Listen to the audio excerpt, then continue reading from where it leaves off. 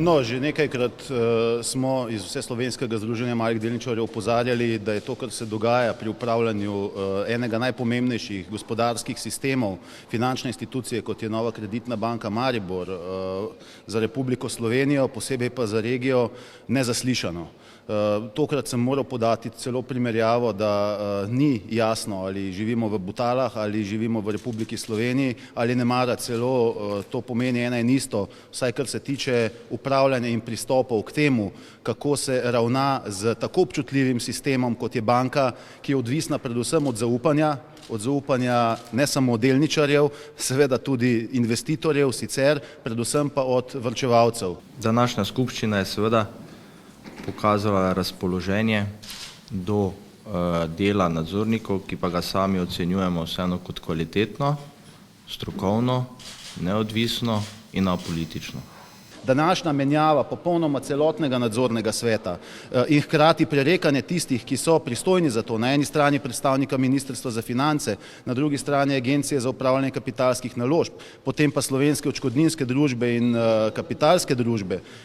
to izkazuje na popolnoma neresen pristop k upravljanju takšnega sistema in seveda cena delnice ne more odražati drugega kot to, kar odraža. To je popolnoma neodgovorno ravnanje z premoženjem ne samo iz naslova davkoplačevalcev in večinskega deleža, ki ga ima država in bi ga morala odgovorno upravljati, pač pa tudi do edinega primera javne prodaje deleža Republike Slovenije in zdesetkane cene blizu 100.000 malih delničarjev zaradi tega. Politična preigravanja strani agencije sigurno niso bila.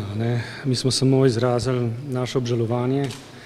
da se določeni ključni predlogi in soglasja dajejo v zadnjem trenutku. Opozorjeno je bilo, da nekateri predlogi, ki so bili v nasprotju z zakonom, podani strani Agencije za upravljanje kapitalskih naložb, seveda lahko pomenijo edino odložitev dokapitalizacije, ki je nujno potrebna, ne samo z vidika tega, k čemur nas poziva guverner Evropske centralne banke, Slovenske centralne banke, kar je za banko, kot je Nova KBM, iz vseh vidikov, tudi za njene lastnike, edino koristno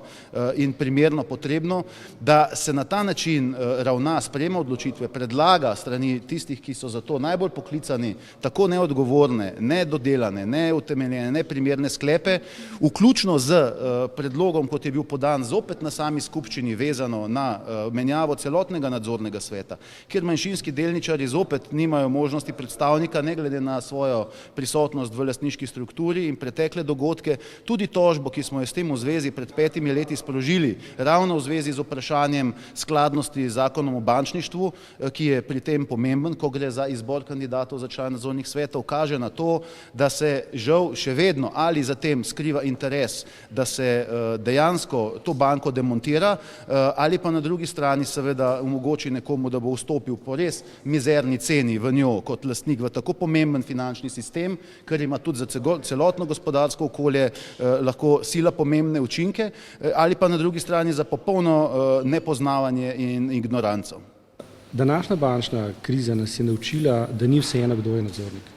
Tudi poslovanje Nove kreditne banke ni samo rezultat bančne krize. Jaz mislim, da je rezultat ekscesno slabega vodenja